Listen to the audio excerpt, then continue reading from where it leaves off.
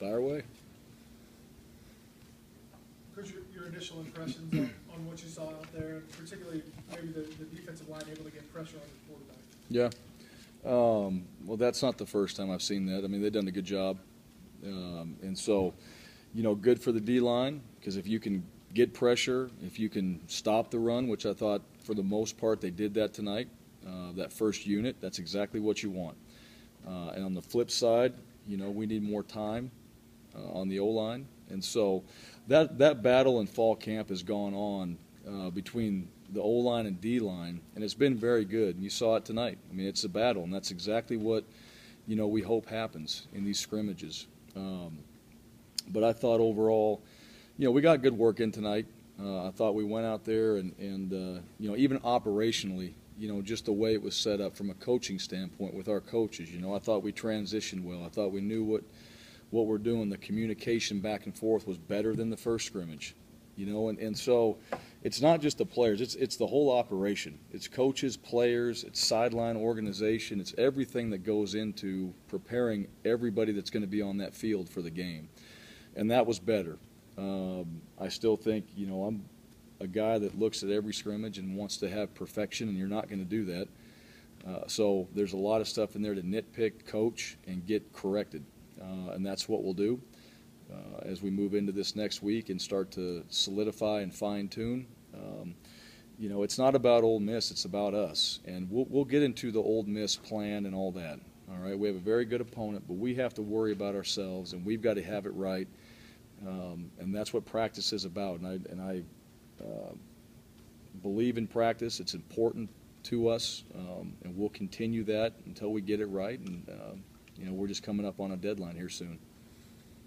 Offensively, last week you told us that we'd see enough of the new offense, but it seemed like we saw more than just enough. It seemed like you demonstrated what you guys were going to do on offense, lots of shifts and motions. How do you feel everybody got lined up and worked in tempo? Yeah, we needed to play. I think the tempo was okay. I mean, I don't think it was great. I don't think that part of it is necessarily as good as I've seen it. So I just think that was okay.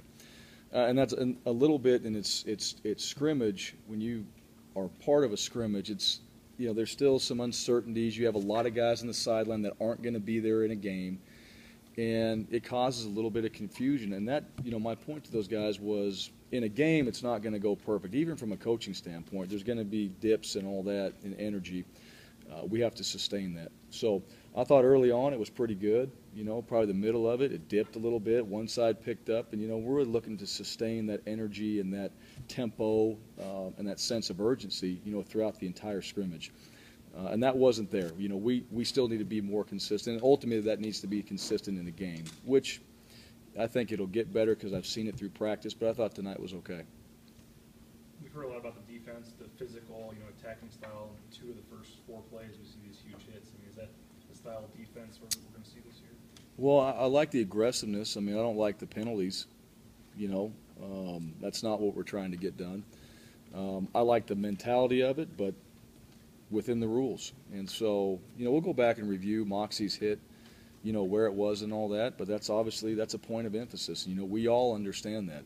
And I think our coaches have done a tremendous job on teaching that, better than I've ever been around, So, but I like the attitude that they brought, especially early on, that we're in the red zone. We already put our defense at a disadvantage, and they needed to step up, and I thought they did that. And it showed there early on in that first drive. So that won't change, but again, it still comes down to, we want to attack and all that. We still need to know what we're doing, and we need to have the guys executing, because if you're going to do that, somewhere at some point someone's going to be exposed, and they've got to know that, and they've got to know how to operate on their own. And that's always what we're looking for on defense. So I think, tonight was good. I think it was good. Was targeting, obviously. Yeah, that's where they threw it on. So we'll go back, and it is what it is. You go back and look at it, and but those are things that, I want those guys, when we have those referees out there, I want to know what they see. I don't want any phony calls or anything like that. I want to know, or, hey, it's a scrimmage, let it go. No, call it, because we need to know what's going on here so we can fix it. All right, we don't want to have that come up in the game. So I thought they did a good job calling it tonight. And that crew has been out there for 3 scrimmages, and that group has done a great job, and I really appreciate those guys, and they've given us a lot of feedback on what we're doing and what they're seeing. A lot of the pressure came from some blitzes and things that just didn't get picked up. Is that on Grant? Is that on the O-line? Who's kind of responsible to recognize that stuff and get it picked up? Everybody. Really, I mean, it's both.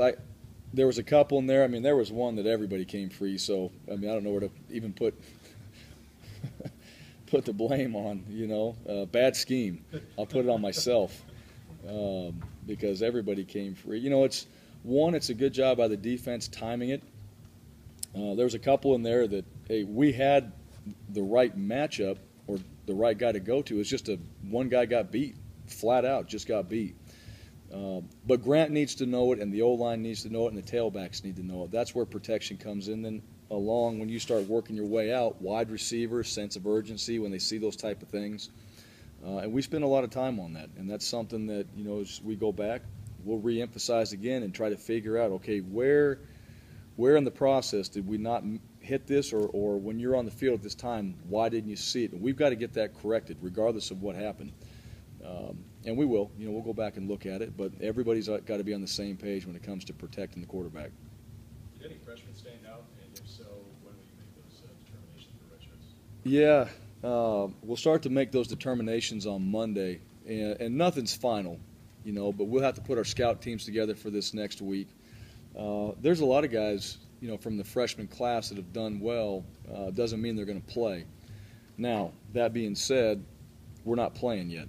So, as we start right now, there's not a guy at this point, that we're saying is going to come out. Dylan, is a guy that's going to play. I feel like he's been here for 5 years already. Talked about him. He's done a good job. We anticipate him playing. The rest of the guys have all done good, and then it'll be by, as we sit down and go over the roster and say, okay, if we decide to play a freshman, all right, how many plays do we anticipate? Where on special teams does he fit in? And is this going to be something that when we put him out there, all right, ultimately, if the ball's in his hands or vice versa, is he going to be able to get it done? Is he ready to do that? And we'll make that decision here, tonight, tomorrow, and Monday. Talked about spring and obviously fall camp, about being a power downhill running team. What's your first impression of sort of the push that you're getting up front, and are you playing the kind of style of offense that you anticipated you would? Well, I would say this. I think, when you make that comment, you think you're lining up in 2 backs and just, cloud of dust, 3 yards in a cloud of dust. And it's really not. It's not how we play. That's part of how we play. When we do it, all right, we want it to be effective. All right, so where that falls in the play selections and all that, if you're going to line up in 2 backs and run it, then you need to be effective doing it. And yes, we have to get push. I thought there was a couple in there tonight, backed up. I thought Jay hit it in there and slammed it up good. I thought the O-line dented the defense during a couple of those drives. And then there was a couple in there we went inside and more so of our 2 offense, and we got penetrated in a hurry. It was over before it started. I'm happy for the first D line, but that can't happen in that situation. So it's something that we're going to utilize. It's something we feel good about. But we need to be better at it. But I saw flashes tonight where, okay, if we're doing that in a drive and we hit that point and it's time to do this, and we hit it like that, that's going to be very effective for us. Is that part of the reason you guys primarily have a shotgun? Yeah, we've gone back and forth. It's majority is still gun, but we still go under.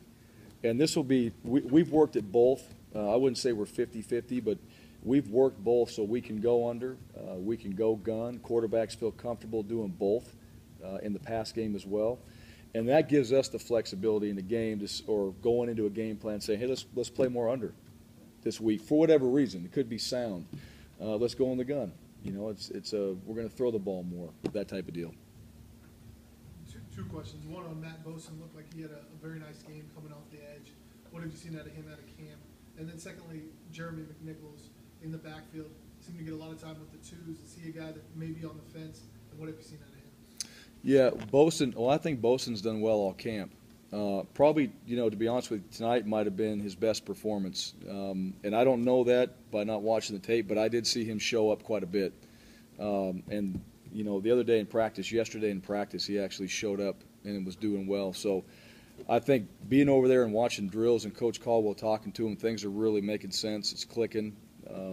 He's feeling more confident, obviously, because he knows what he's doing. And then Jeremy McNichols, you know, he's taken quite a few reps. And, you know, we've given Jay quite a bit. Demas has been in there. But we wanted to see what Jeremy could do as well. And he's a guy that, you know, we want to evaluate tonight and see if there's a possibility that he might contribute. I don't know that yet. You know, it's there's only one ball, and that's the reality. So, again, if he's a guy we feel like fits right now, then, you know, we want to get him prepared to play. And we don't have to make that decision necessarily right away. Be a guy that could go with us, and then we see what happens, and we roll from there. A couple of jobs you're trying to fill, you know, second cornerback spot, number 3 wide receiver, number 2 tailback, wondering if anybody's kind of emerged in any of those spots. And then Grant obviously took all the snaps at once, so you're prepared to say he is the starting quarterback now at this point? Why, we wouldn't have these meetings like this, right? If we said that, we'd have to have another one to do it. Well, let me start with this. You know, the guys, the second string running backs, you know, Demas has been in there, McNichols has been in there. Bertoli did not go tonight, but he's gotten quite a few reps in there. I've liked what I've seen from Demas. I think he brings a little bit different style back there. And then, you know, Jeremy and Bertoli, both those guys bring that size as well in the backfield. And so, you know, we'll have Charles back rolling again here this next week. And, you know, that's still a position that, you know, we'll keep rolling until we feel like we got the right combination. And we've done that here. We've had good backs back there. I think we've comboed them pretty good. We'll need to do that again. The third wide receiver, you know, Chaz has been a guy that stood out. I think Chaz, that's been a good move for us. Shane, Matt, both those guys have done well. Chaz, to me, has been a guy that stood out, along with Spurbeck. But Chaz has had a really good camp. And, you know, tonight, Troy had a really good performance tonight. And so, you know, he had a couple days that he was out and he was back, and I thought Troy really performed well, and you could just see that he was kind of in his element tonight. And so, you know, Troy, Chaz, Spurbeck, all those, you know, in that role right there where we can mix them in. And we're not going to play with just 3. We'll have 5, 6 guys that are going to roll in and out. And then Grant, yeah, you know, Grant's our guy. You know, what I saw from him tonight, throwing the ball, what I saw from him on the sideline, just some of the little things. You know, was he 25 of 30? No, and that's not really what we're looking for. We're looking for operation, looking for him to run, looking for him to make some decisions. He did that tonight. He showed his legs, he showed his arm.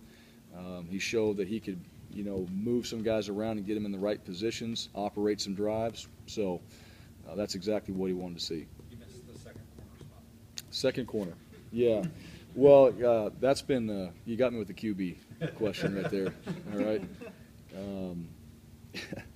You know, I don't know right now exactly where we're at with that. We've put quite a few different guys and shifted them around, and not because we don't know exactly where we want them, but we need all 5 guys playing positions, playing safety, because that's just one area that, you know, historically, and Coach Yates has been through this, where corners played safety, safeties played corner, and corners have played nickels, and we've rotated quite a few guys around. Dante's obviously a guy that's in there.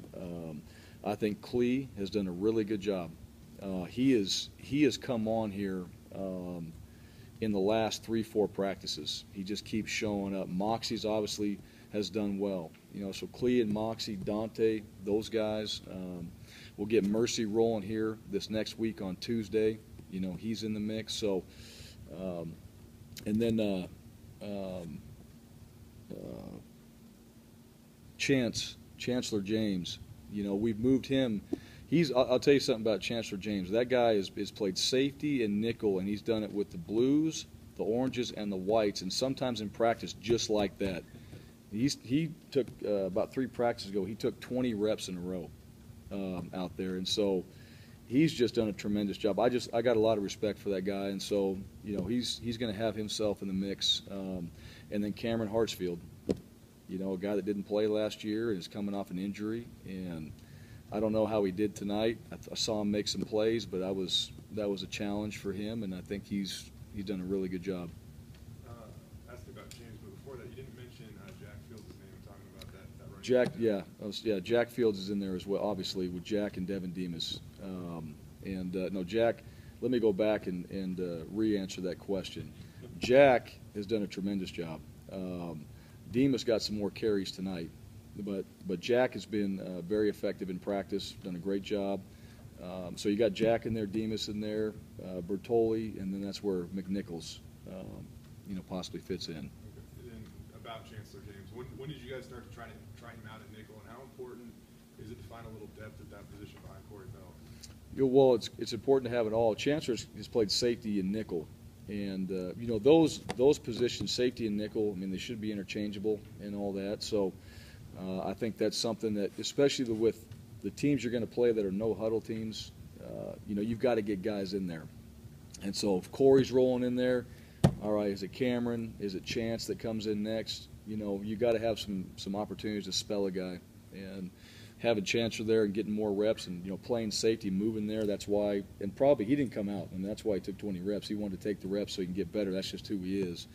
But it's important for us to have that depth, and for him to be a safety and kind of a swing guy in both areas. Got a couple key guys that didn't participate tonight. Are you worried about anybody not being available for the Ole Miss? No, not at all. We'll have all those guys for the Ole Miss game. All those guys will be practicing this next week. There's a few guys in there that are just a little bit more battle tested than some, and you want to give them a chance to be fresh for when you get to practice and you get rolling, and you want to have some other guys go out there and see what they can do. So if somebody does get dinged, you're not sitting there putting a guy out there for the first time that you don't really know that much about. What did you see out of Ryan Finley with the twos? It looked like he is established as the number 2 quarterback. You feel confident that if something were to happen to Grant, he's a guy that could give you a chance to win? I do. Finley has done a good job. You watch him tonight. He throws the ball down the field pretty good. He's got good timing. He's been under some duress, at times. And when we had the second offense versus the first defense, so there were some matchups in there where, he's got to be maybe a little more concerned about protection than he should be. And I thought he's operated with that well. I thought he did tonight. For all of our quarterbacks, I'm always, at that position, don't take a sack. We did. We took some sacks tonight, and maybe we couldn't have avoided them. There's sometimes as a quarterback, you can't avoid the sack. But that's always one area for both quarterbacks that we can't do that. But Finley pushed the ball down the field in the 2-minute situation, drove the ball down the field, put it in a position to score, and went down and scored. That's what you ask a guy to do. So he's very competitive. He's gotten better. I think he's a student of the game. I sit in those meetings, and he pays attention, can answer questions. And so he's grown up quite a bit from where he was to where he is now. And I feel confident with him, and I like where his confidence is at. But it's a quarterback position. It's ever evolving as far as getting better. Super hard-hitting question. The release of the orange helmets this week, what'd you think of them, and do you know what you'll wear versus Ole Miss?